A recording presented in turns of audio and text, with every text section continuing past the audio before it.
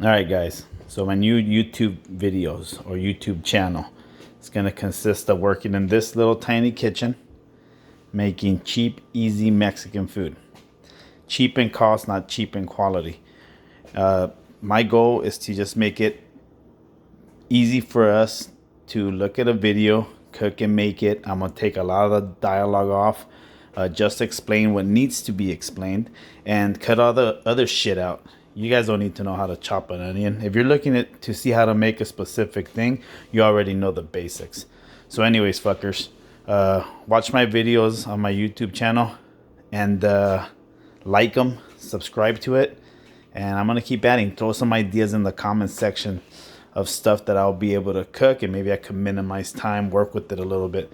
Either way, we're going to get down with this. We're going to make it. Well, anyways, there's some frijoles going down right here in the pressure cooker. Never tried it before. We'll see how this shit turns out. Maybe I'll post a video later. So, later, fuckers.